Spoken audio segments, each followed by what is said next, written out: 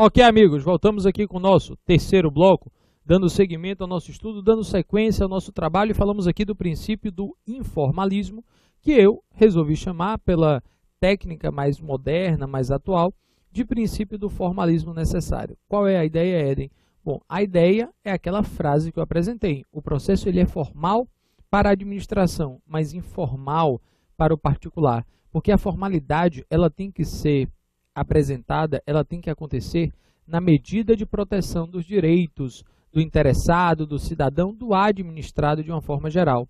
Então, por que o processo é formal para a administração pública? Porque a administração pública ela precisa respeitar as regras da formalidade para que dessa forma ela possa proteger os interesses dos administrados. Se ela atua de qualquer jeito, eventualmente, os interesses do administrado, os direitos dos cidadãos, eles poderão eventualmente vir a ser violados. Agora, para o cidadão não, porque o cidadão ele pode praticar os atos e estes atos eventualmente serem aceitos no processo, ainda que não tenha sido cumprida nenhuma formalidade, nenhuma solenidade maior. Então, aqui na tela, nesse tópico que foi o 2.4, né, eu disse com certeza que eu não posso exigir do particular formalismo no processo, porque qualquer atuação do particular, por exemplo, pode ser reduzida a termo. Agora, para o Estado, nós temos sim a necessidade de formalidade. Por exemplo, a lei de processo administrativo no âmbito federal, ela estabelece que todas as páginas do processo administrativo, elas devem ser numeradas e, consequentemente, elas devem ser rubricadas pela autoridade ou pelo agente que efetivamente numerou. Não dá para você só permitir que números existam, porque a pessoa pode colocar outra página com o mesmo número. Então você tem que numerar todas as páginas e você tem que, com certeza, rubricar. O agente que numera é o agente que rubrica. E neste caso, tudo isso serve para proteger o interesse público, serve para que alguém tire um documento, serve para que alguém para evitar que alguém tire um documento, para evitar que alguém acrescente um documento que não constava inicialmente naquele processo, naquelas folhas. E se a administração deixar de observar essa formalidade, eu lhe pergunto, ela irá prejudicar interesses do particular? Ah, com certeza. Se a administração ela não observar essa formalidade, ela irá prejudicar interesse do particular, porque com certeza, a partir de um documento que é retirado, a partir de um novo documento que é inserido, quando não poderia, isso é violação do processo, isso de algum modo pode causar algum prejuízo, pode causar alguma lesão aos direitos dos cidadãos, aos direitos dos administrados. Agora, toda essa formalidade que existe da administração, e o nome do princípio é formalismo necessário, e portanto eu falo toda essa formalidade que é necessária para a administração, ela não é para o particular. Toda essa formalidade que é necessária para a administração, ela não é necessária para o particular, porque o particular ele pode praticar os atos sem o formalismo. Afinal de contas, quem tem que ser protegido é o particular. Então, por exemplo, se eu preciso de assinatura, eu não preciso que essa assinatura venha reconhecida a firma. Se eu preciso de uma xerox de um documento, a rigor, eu não preciso que essa xerox ela venha autenticada. Então, perceba, olha lá, o nome do princípio eu coloquei aqui é formalismo necessário. É claro que, salvo dúvida justificada da autenticidade, com certeza, em uma eventual dúvida justificada da autenticidade ou daquela assinatura ou daquele documento, eu posso exigir o reconhecimento de firma, eu posso exigir a autenticidade, eu exijo o reconhecimento de firma, eu exijo a autenticidade, mas, com certeza, diante de uma situação excepcional de dúvida justificada quanto à autenticidade daquela assinatura, daquele documento, mas a rigor, meus amigos, eu não preciso exigir isso do particular, porque para o particular o que vale é um informalismo. O formalismo, ele é necessário e necessário para a administração em nome da proteção dos direitos dos administrados, mas para o particular eu não preciso de todo esse formalismo. Então, você viu que a formalidade da administração de numerar as páginas, ela é indispensável, ela é necessária, porque se aquilo ali efetivamente não acontecer da forma como deveria, pode prejudicar o particular. Agora, se ele apresenta o documento e o documento é dele, não tem dúvida justificada, com certeza não precisa de formalidade, não precisa assinar e reconhecer firma, basta assinar. Não precisa tirar xerox e autenticar, basta xerocar. Então, com certeza, para o particular, o formalismo, nesse aspecto, ele é o que, professor? Ele é desnecessário. Agora, imagine, professor, imagine que a administração pública, ela pratica um ato, ela não observa as formalidades necessárias e indispensáveis à prática daquele ato. Não, ela não observa as formalidades necessárias, ela não observa as formalidades indispensáveis à prática daquele ato. E o que é que acontece, professor?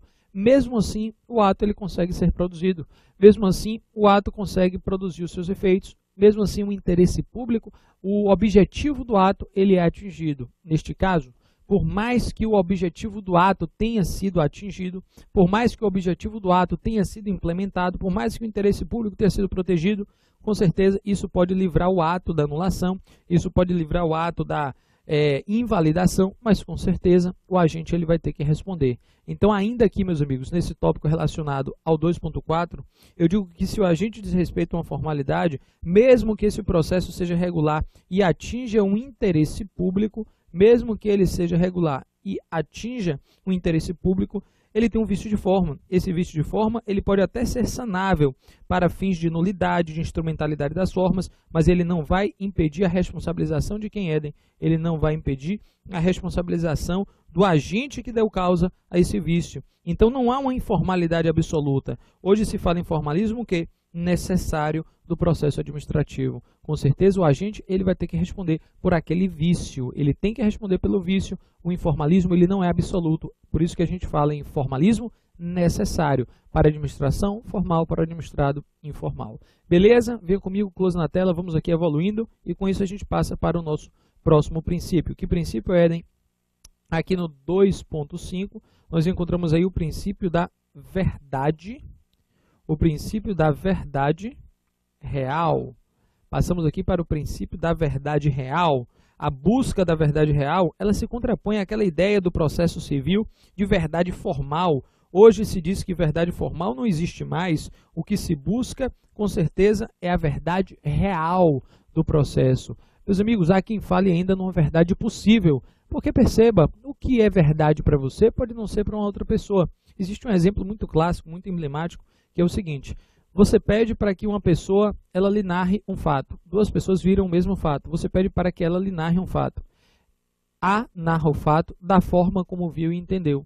B narra o fato da forma como viu e entendeu. Não necessariamente A e B viram a mesma coisa. Aliás, podem até ter visto a mesma coisa, mas podem não ter interpretado a mesma coisa. Meus amigos, tem uma figura que é muito emblemática na tela, olha lá. Tem uma figura que mostra o seguinte: imagine que aqui você tenha esse desenho. Você tem aqui essa peça, e essa peça aqui, ela está sobre um chão. Essa peça ela está sobre o chão. E aqui você tem duas pessoas. Aqui você tem uma pessoa, e aqui você tem outra pessoa. É uma única peça. Essa aqui é uma única peça, está sobre o chão. O que você está vendo? A pessoa pega e diz: eu vejo um 9. O que você está vendo? A pessoa vê e olha e diz: eu vejo um 6. A peça é a mesma? É. Elas estão olhando para a mesma imagem? Sim. Esta aqui olhando daqui para cá, ela vê um 6. Esta aqui olhando daqui para cá, ela vê um 9. Então, a imagem é a mesma. A imagem é a mesma, mas a interpretação é diferente. Se você pede para dois pintores retratarem o mesmo pôr do sol, para na frente do Porto da Barra e coloca dois pintores e fala: pintem, neste exato momento vocês têm 30 minutos para pintar esse pôr do sol. O pôr do sol é aquele que aconteceu. Aquele que aconteceu é retratado de maneira diferente, porque cada um conta a sua verdade da forma como enxergou. Professor, e qual era a real? A gaivota estava a quantos metros do farol naquele momento? Não sabe. Por quê? Porque ficou no passado. A verdade ela fica no passado, então você vai ter uma verdade o que é possível. Uma verdade possível a partir de novos fatos.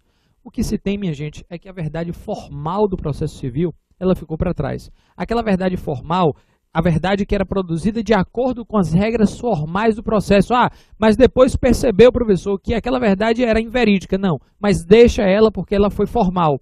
Essa nova verdade que você está trazendo viola a formalidade do processo e ela não pode entrar. Não, isso ficou para trás. Hoje, mais do que verdade formal, aquela que deu para se produzir, a gente quer a verdade real. Mais próxima da possível, mais próxima daquela que aconteceu na realidade. Com certeza, meus amigos, a verdade real, a busca pela verdade real, ela com certeza dá margem para informalidade, a busca da verdade real. Porque ela dá margem, Eden? Porque se você quer a todo instante buscar aquela verdade que é a mais próxima da real, a verdade o que é possível, o que é mais próxima da real, você vai ampliar um instrumento probatório, com certeza você vai ficar podendo produzir provas a todo instante. A particular pode produzir provas, a administração pública, por impulso oficial, ela pode querer produzir provas, e tudo isso pode, com certeza, gerar, de certa forma, uma insegurança jurídica. A busca pela verdade real, de certa forma, às vezes gera uma insegurança jurídica. Por que, Eden?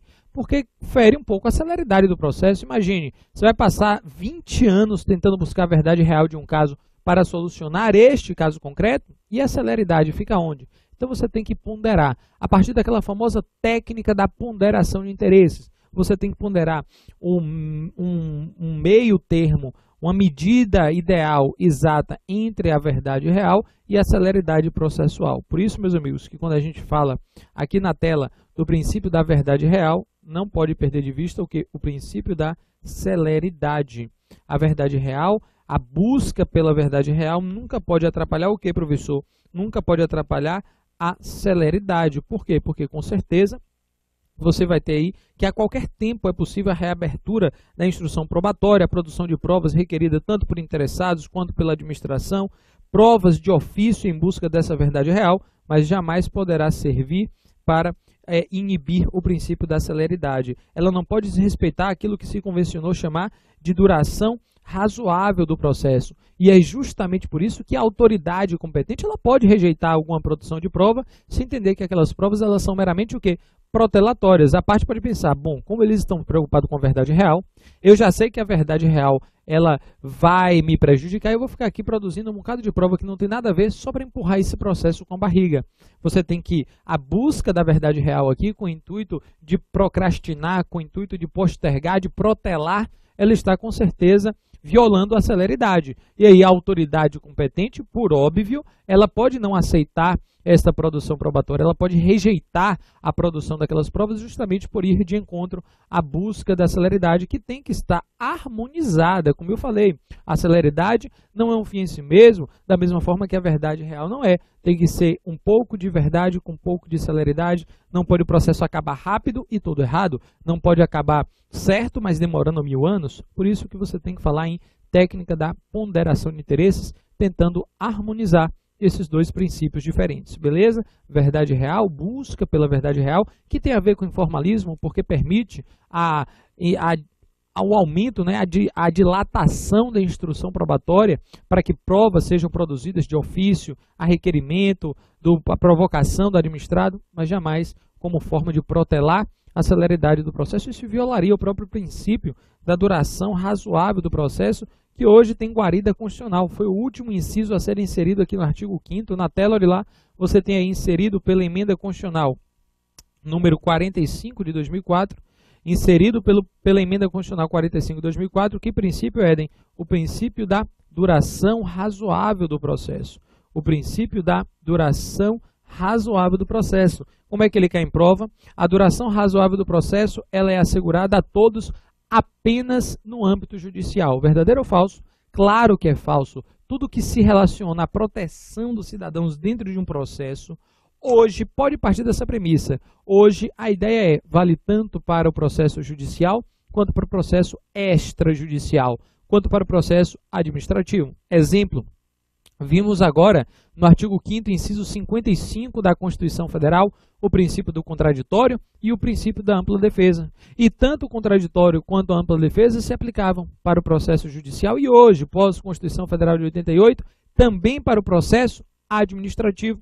Com certeza, com a duração razoável do processo, não é diferente. Por quê, professor? Porque com a duração razoável do processo, nós temos aqui que não só os processos judiciais, como também os processos administrativos têm que ter celeridade. Não só os processos judiciais, como também os processos administrativos têm que ter uma duração razoável. E aí, além disso, a Constituição traz que devem ser assegurados os meios que garantam a celeridade dessa tramitação. Beleza? Tranquilo? Vem comigo, close na tela. E para terminar aqui, né, a lista dos princípios, nós temos aí a lista dos princípios do processo. Temos aí que princípio agora, Eden? O princípio da gratuidade.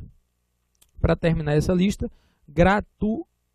gratuidade. Para terminar essa lista, o princípio da gratuidade traz o que, Éden? Que no processo, para a parte, não há necessidade de pagamento, nem de custas, nem de emolumentos. Mesmo que o processo seja do interesse do particular, antes ele é interesse do Estado, antes ele é interesse da própria administração. Por isso que ela não pode cobrar desse particular nenhum custo, nenhum emolumento. Ou seja, por mais que ele seja de provocação do interessado e ele seja de interesse do particular, por mais que o processo interesse particular, as custas do processo administrativo, elas são de quem? Da própria administração. Do particular, do processo administrativo, não pode ser cobrada nenhuma custa, nenhum emolumento, beleza? Nem custas, nem emolumentos podem ser cobrados, por quê? Porque se de um lado interessa o particular, mais ainda interessa a própria administração. E justamente ela tem que chamar para si essa responsabilidade de assumir todos os ônus financeiros, portanto, todas as obrigações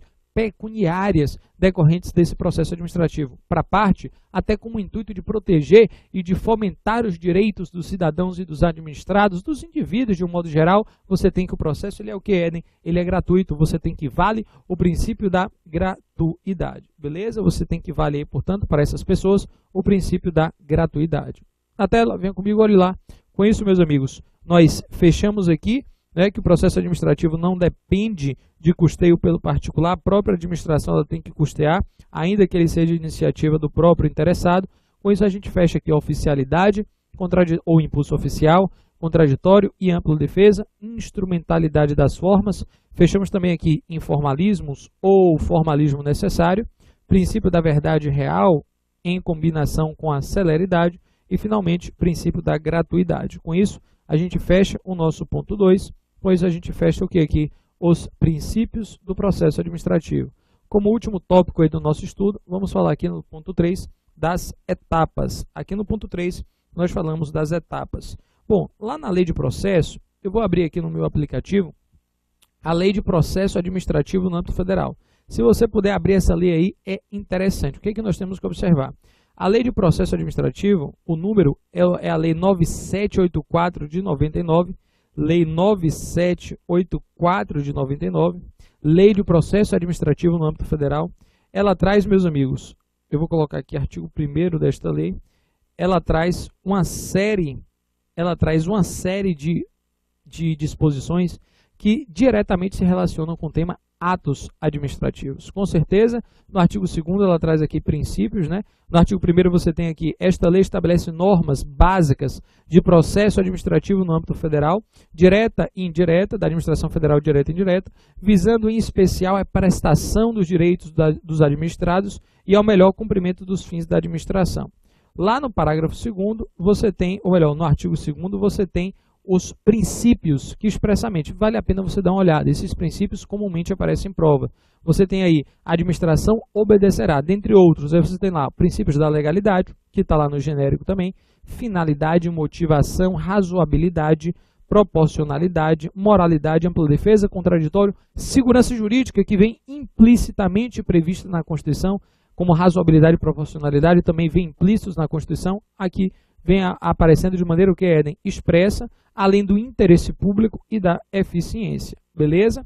Evoluindo um pouco, lá no artigo 3º em diante você tem os direitos dos administrados, no artigo 4º em diante você tem os deveres do administrado, no 5º você tem início do processo, 5º, 6º, 7º você tem início do processo, no artigo 9 você tem interessados, 9 e 10, a competência vem no artigo 11 e com certeza nós falamos em atos administrativos, muitas dessas disposições que estão de algum modo previstas nessa lei. Por exemplo, possibilidade de anulação e de revogação de um ato administrativo. Éden, o que pode ocasionar a anulação de um ato administrativo? A ilegalidade. É a ilegalidade que pode ocasionar a anulação de um ato administrativo. Quem é que pode anular, Éden? Quem é que tem competência para anular? A gente sabe que a administração pública ela pode anular um ato administrativo quando derivado de vício que o torne ilegal, porque dele não se originam direitos. Com certeza, deste ato não se originam direitos, então a administração pública pode sim anular os seus próprios atos. É o princípio da autotutela, A administração pode anular os seus próprios atos porque deles não se originam direitos. O Poder Judiciário também pode, no exercício do controle de legalidade, no exercício do controle de legalidade, nós sabemos que o Poder Judiciário ele também pode anular os seus próprios os atos da administração. A administração pode anular os seus próprios atos pelo princípio da autotutela, mas o Poder Judiciário também pode anular os atos da administração no exercício do controle de legalidade. Ele anula por motivo de ilegalidade ou ilegitimidade. Essa anulação, como regra, ela opera efeitos o que edem ex tunc. Como regra, ela opera efeitos retroativos. Com regra, são efeitos retroativos, são efeitos ex tunc. Tem prazo, edem, bom, a priori, não há que se falar em prazo. A priori não falava, para a administração 5 anos, mas para o judiciário não se falava em prazo. Hoje a gente viu que já se aplicam como regra um prazo de 5 anos também por extensão para o judiciário. Esse prazo é extraído de onde, Eden? Da lei de processo. Então, como a gente consegue perceber, há um link, há uma conexão entre o tema atos, entre o tema processo, porque o artigo aqui 54 dessa lei, ele vai trazer quais são aqui os requisitos para anulação e qual é o prazo. Do outro lado, você tem revogação por conveniência ou oportunidade. Judiciário só pode revogar seus próprios atos. A administração também pode revogar pela autotutela. Seria ex nunc os efeitos. Não tem prazo, mas tem limites materiais. Tudo isso a gente já viu em atos. Aqui, essa lei, ela traz também regras sobre convalidação de atos administrativos. A gente viu que a convalidação aparece aí. Você viu comigo em atos administrativos que convalidação nada mais é do que uma correção, na verdade, um aproveitamento do ato corrigindo os seus defeitos.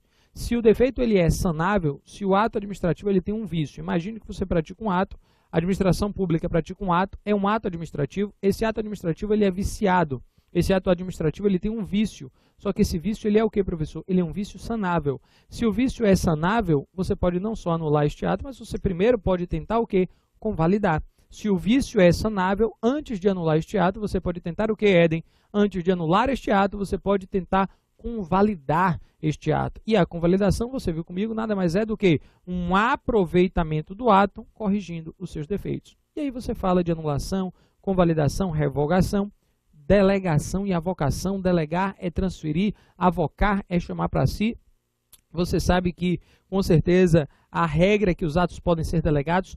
Excepcionalmente não cabe delegação, lá em Atos a gente viu e a resposta está, artigos aí 12, 13, 14, 15 dessa lei de processo no âmbito federal, atos de caráter normativo não podem ser delegados, atos que traduzem competência exclusiva também não podem ser delegados, decisão e recurso administrativo também não pode ser objeto de delegação, decisão e recurso administrativo também não pode, isso aqui você tem que guardar. A gente faz esse intercâmbio para que você sedimente efetivamente o conhecimento e a partir daqui a gente segue, beleza? O que nos interessa agora, Eden? As etapas do processo. Estamos no tópico 3, vem comigo, close na tela, olha lá, falamos aqui do tópico 3, etapas do processo, e sobre as etapas do processo temos aí a primeira etapa, 3.1, que etapa é esta, Eden? Essa aqui é a etapa do início, esta aqui é a etapa do início, eu posso falar aqui que é a etapa da instauração.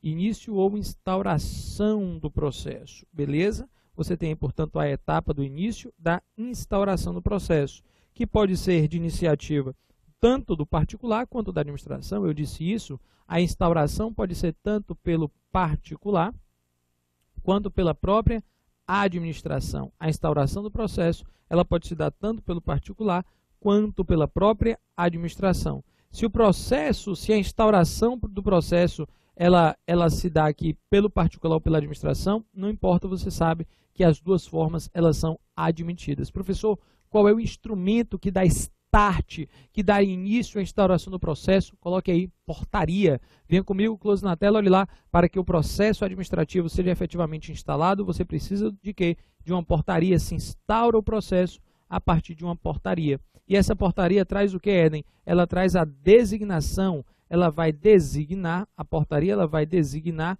uma comissão. Ela vai designar uma comissão que serão aqueles agentes. A portaria ela tem a função de designar uma comissão de agentes, ela tem a função de designar uma comissão de agentes públicos que serão o quê? Responsáveis pelo processo. Com certeza, não vai ser a autoridade do órgão que vai ficar responsável pelos atos de expediente. Isso é feito por uma comissão processante. A portaria, ela, quando é editada, ela tem a função de criar e designar uma comissão de agentes para a prática do ato administrativo, e essa comissão é chamada de comissão. Para o desenrolar do processo administrativo, essa portaria cria o que? Designa uma chamada comissão processante. A comissão processante vai ser exatamente a comissão de agentes que vai desenvolver o processo administrativo. Professor, qual seria a forma, o tempo e o lugar? Qual seria aqui forma, qual seria o tempo e o lugar?